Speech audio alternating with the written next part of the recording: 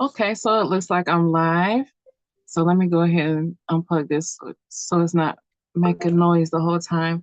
And I just wanted to come to you today and talk to you about what a brand audience, not a brand audience, but a brand persona is, what an audience persona is, why it's important for you, why it's important to your brand, and how to find your audience with Vedic astrology and how to use that in your more traditional audience personas. Okay. So I'm Shantali. I am a Vedic astrologer and I'm also a brand strategy coach.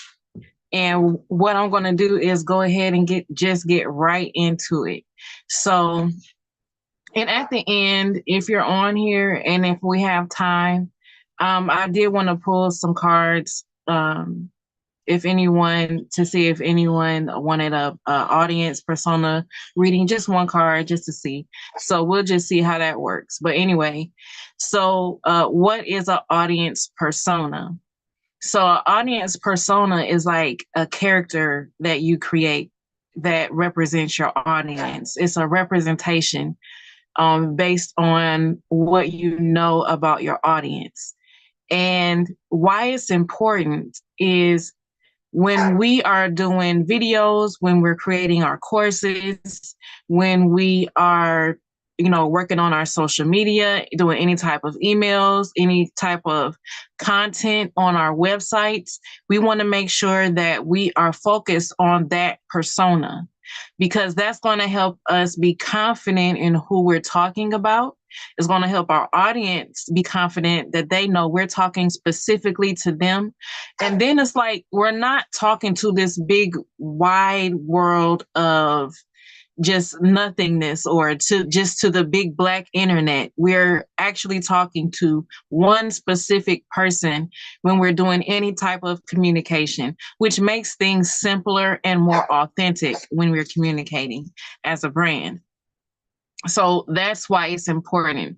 And when your audience understands like this person is talking directly to me, that's when you create an emotional connection with your audience.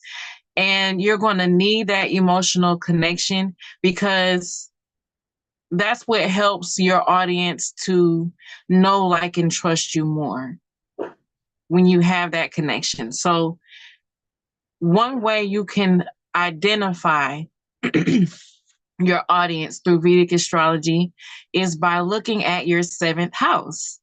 And a lot of people look at their seventh house for their partners, to get an understanding about their husband or their wife. But it's important to also understand that you can take that same understanding that you have and kind of reflect on what it can mean for your audience, the people who resonate with you the most, who want to buy your products and your services and follow you and like all your content the most. So I want to give you a couple examples. Now, it said that I'm not the type of person who is supposed to talk about their chart because of how my placements are.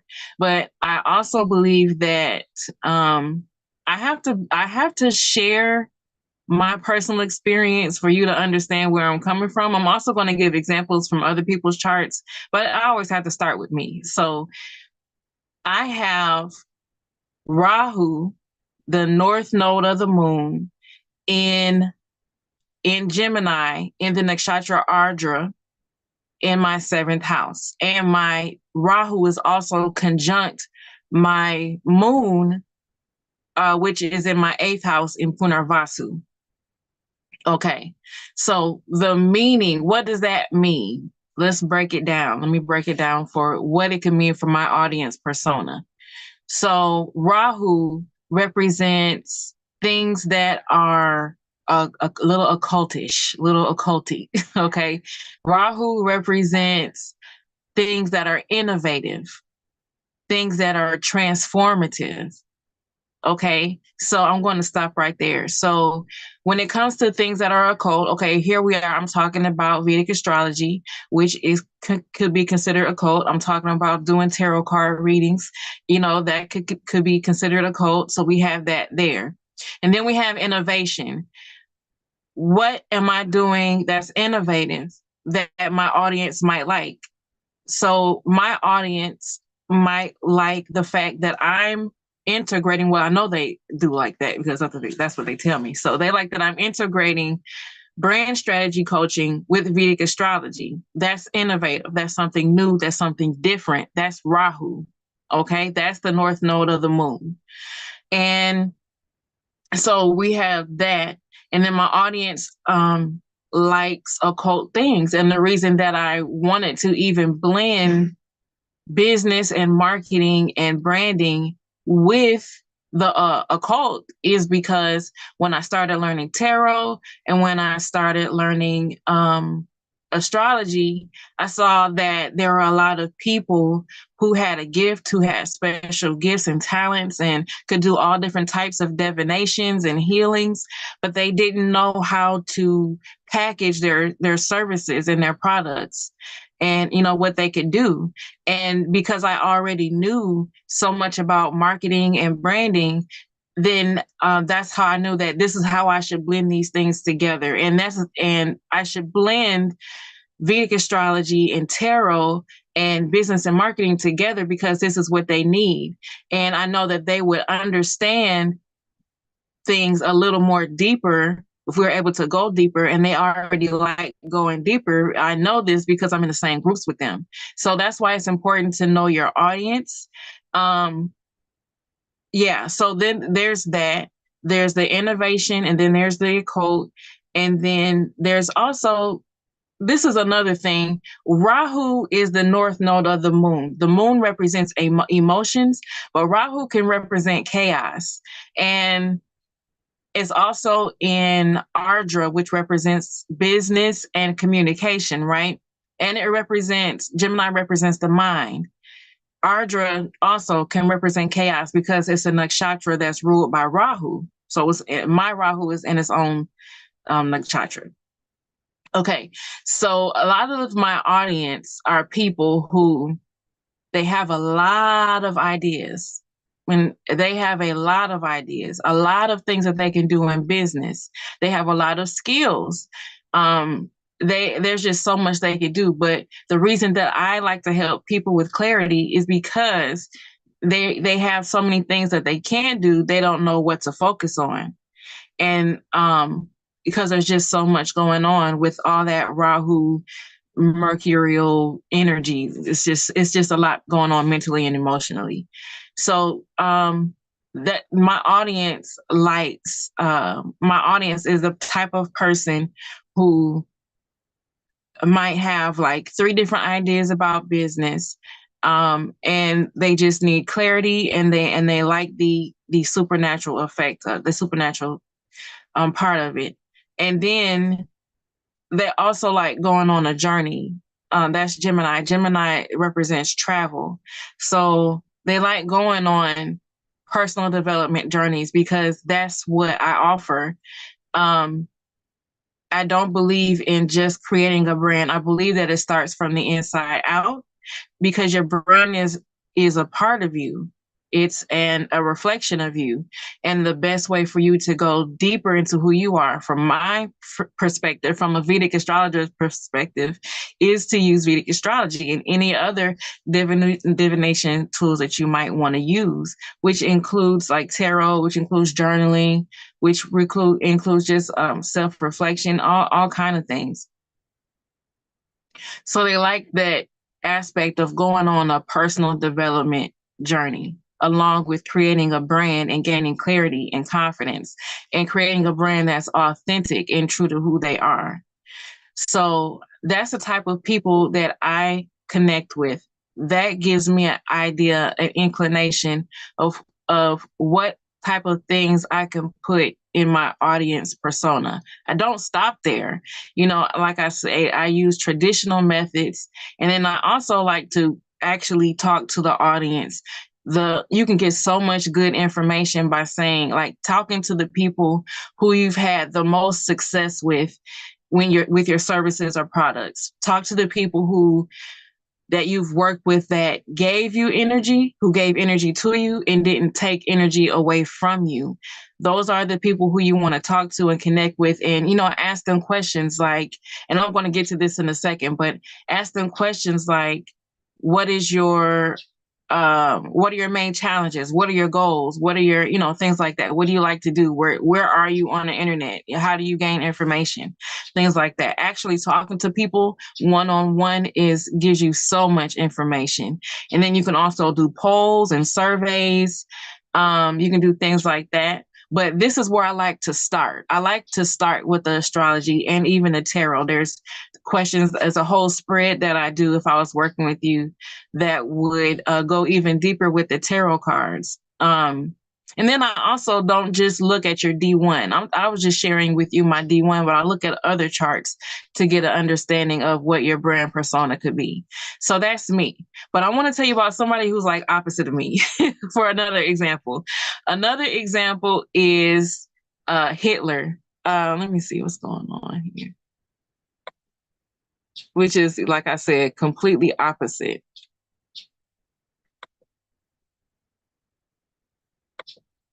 Hold on a second. Let me see what's going on here.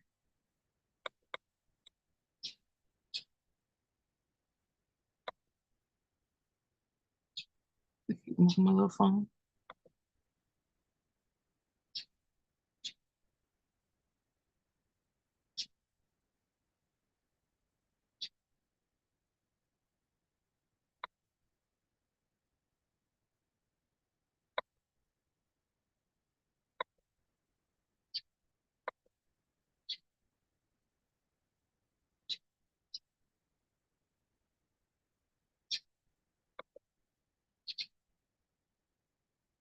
Okay.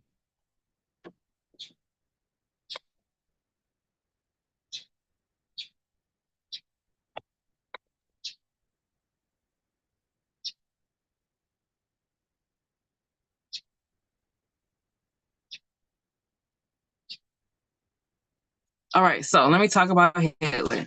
So Hitler had Venus and Mars and Jupiter in his seventh house.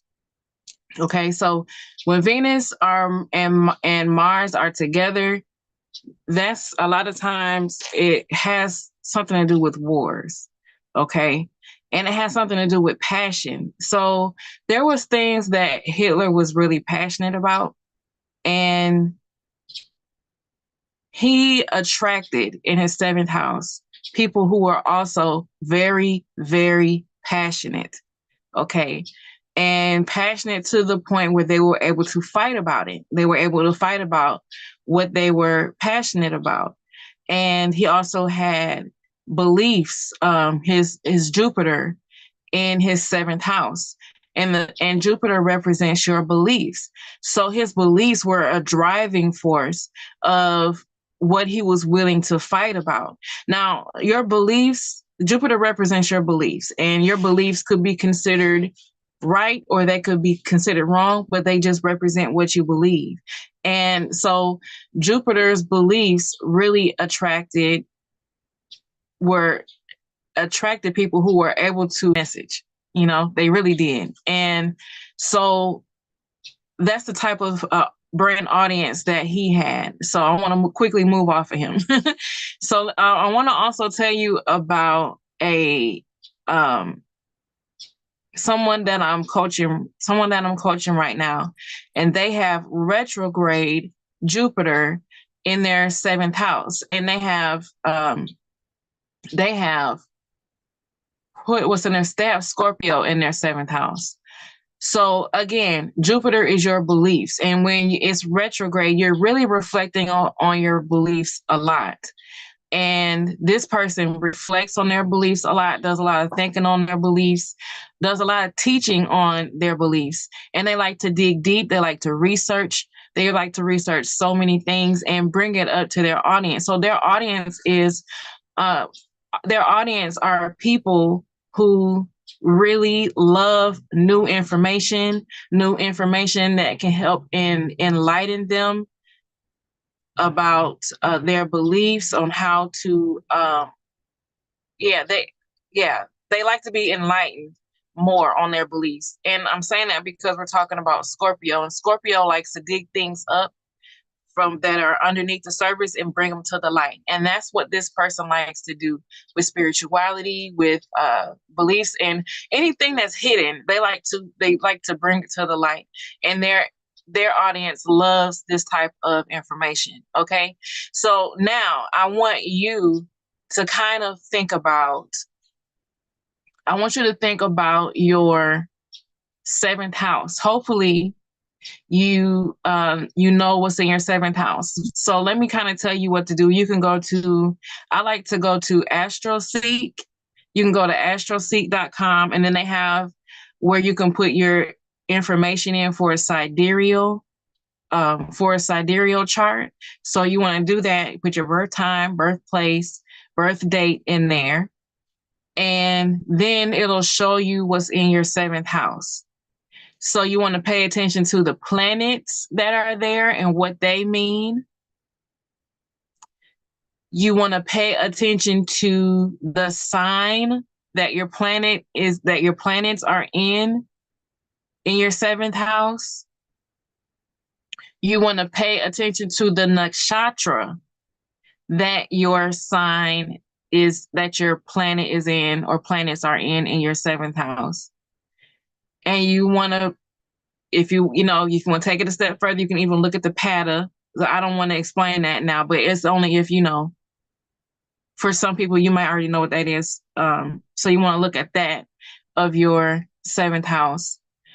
And you also want to look at the ruler of your seventh house. So just like I was saying, like, okay, so I have Gemini in my seventh house. So for me to get more information on what my audience persona is going to be, I need to look at where my Mercury is, because my Mercury is the planet that rules the sign that's in my seventh house. So it's the seventh house ruler.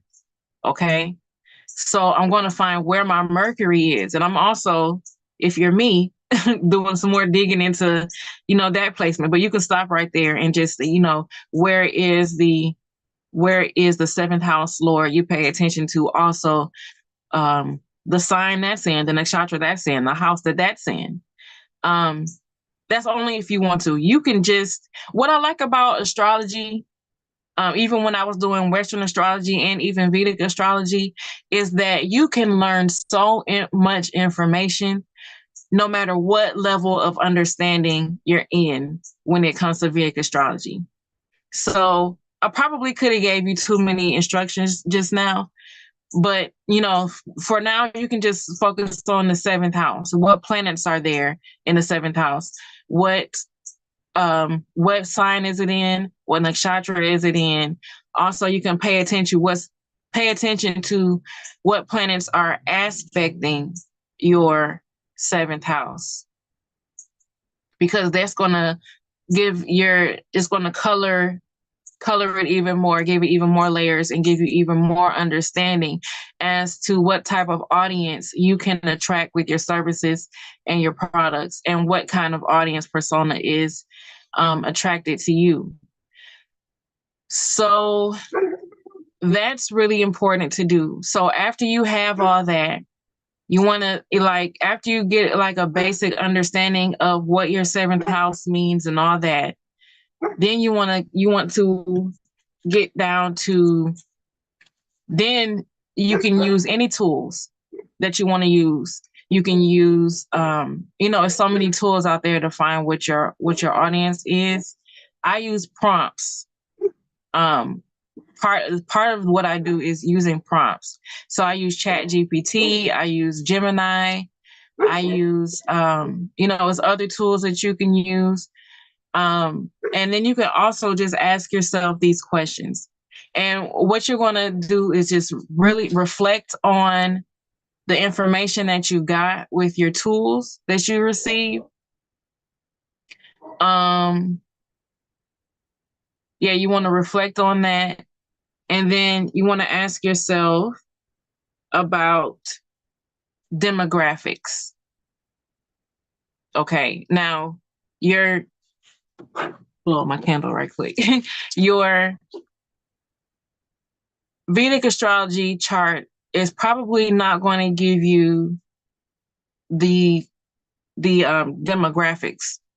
So you want to really lean heavily on your market research and pay attention to market trends. And that is how you're going to really understand where the demographics are.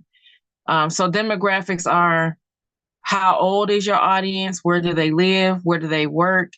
What kind of education do they have? How much do they make? Are they married? Are they single? Do they have kids? Do they want kids? Do they not want kids? All this is going to help you get a deeper understanding of just the basic information. Okay, so then you go to psychographics, and the psychographics is where the Vedic astrology and even the tarot starts to help you get a deeper understanding of who your audience is, the type of persona that you can create for them. So yeah, so the psychographics are where you're looking at what do they like to do? What are their hobbies? What are their interests? Where do they like to go online? What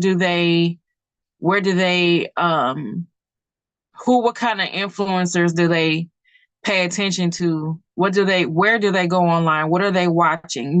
Things like that. It gives you psychographics is what it means. You get into their mind. Okay. That's what is really what it means. So it's just like when you're trying to get to know someone, those are the same questions that you're going to be asking, like, getting to know you questions about your audience. So then you also want to be reflecting on their pain points. So for me, like I explained, the pain points for my audience is they have lack of clarity because there's so much Gemini and Rahu energy in my 7th house. They have so much going on, they lack clarity. So that's one of their pain points. They need clarity. Okay. They need a strategy because there's so much going on. That's where I help. They need a strategy. They need a plan. Okay. So you're looking at what could their pain points be based on the information that you found in your Vedic astrology chart, but you're also looking at your actual research and kind of combining the two, and seeing what resonates, where you see the most confirmations. You're also getting a better understanding of, ask yourself what their challenges could be. What are their challenges? What are their challenges? Let me go back. Because you want to be thinking about what is the problem that you can solve with your brand? What is the problem that you can solve, and how can your audience, what is the audience that needs that problem to be solved the most? And this could give you even more clarity. So I missed that. So that's what you want to be thinking of at the top, is what is the service and product, or services and products that I provide, and who is the audience who would most benefit from these services and products. And then that'll help you get even more clarity. So then you're asking yourself again, demographics, psychographics, pain points, challenges, needs. What are their needs? Okay. What my audience needs: accountability, because they can, I keep going back to, there's so much going on mentally and emotionally with them that they need someone to say, okay, did you do this? Did you do that? How are things going with this? Just to help them stay on track, because there's just so much going on. So what are their wants? And is another question that you can ask yourself.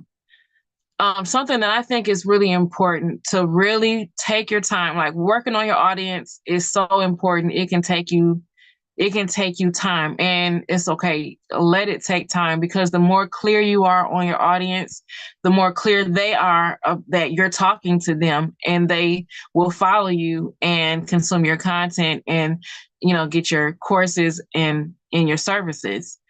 So you want to think about how they feel, what they're feeling when they come to you. What emotions are they feeling? Because if you're able to tap into those emotions, then you're able to, like I keep saying, really connect with them emotionally and really help them see that you understand where they're coming from. So that's really important. So for me, my audience, most of the time when they come to me, the emotion they're feeling is frustration or confusion. They're frustrated because they want to go and get something started, but they're lacking something, and that's keeping them stuck, and that's the clarity. So they know, like, when I read back my messaging, when I look at my website, when I look at my social media, something isn't clicking, something isn't making sense. I don't know what it is, but I need for this to be handled so I can move forward and launch my services or my products, or just rebrand, get my website back up, get my social media going and running. It's just the clarity that's keeping them stuck, and that's frustrating. And they also can feel very overwhelmed. That's the emotion of overwhelm and anxiety and stress and frustration. That's where they are when they come to me. And that's what I can address in my marketing. And that's where this is what can help you create your client journey, your audience journey of how they get to you. When you know that they're feeling these things, so when you talk to them, to address those emotions that you've reflected on that they could be feeling. So this is where you can see the clear transformation that you can provide your audience, especially like if you're a coach, but just in general. I help a lot of coaches, but this is where you can see the clear transformation when you reflect on how they feel when they come to you, and also how they feel after they've worked with you and gone through your services or your programs or got your products. How do they feel after that? And in between there is where you can talk about and be clear about the transformation that you provide. So when my clients come to me, they're feeling overwhelmed, they're feeling frustration, they're feeling anxiety. But after they've worked with me, they are more confident about their direction and their path. Because they're clear on their messaging, they're clear on what their brand foundation is. They're clear on what makes them unique and what makes them stand out. They're clear on their stories that they can tell their audience. And because they're clear, they have confidence. And because I'm so serious about personal development and transformation and digging deep to understand what's deep within you and how you can bring that out to your audience, they're also confident and clear on the authenticity that they're bringing. So that's how they feel after they've worked with me: clear, confident, and authentic. And so what is that for you? How do they feel before they work with you? And how do they feel after they work with you? And can you explain the transformation? Okay. So another thing that you want to reflect on, I know this is a lot of information, but I'm just trying to provide some value. You want to reflect on what their beliefs are. And what's going to help you with this section is you as a brand, you have your own beliefs. Okay. And when you are clear on what your audience beliefs are, you can authentically align with what your brand's beliefs are. Don't try to make anything happen. If it's going to happen, it's going to happen naturally. So don't force a connection. Don't force an alignment. Look for where your brand's beliefs might authentically align with your audience persona's beliefs. I believe that divination and spirituality, and when I say divination, to some people it might sound crazy, but I'm just talking about like Vedic astrology, tarot, colors, dreams, um, whatever. Anyway, that might be scary to some people. It's not scary to me, and it's not scary to my audience persona. So I'm not afraid to talk about it. So once you know what their beliefs are, and like I was saying, my audience believes that spirituality can help you with your business, spirituality can help you with your life, spirituality and occult things can help you with your personal development, then you can align yours with that.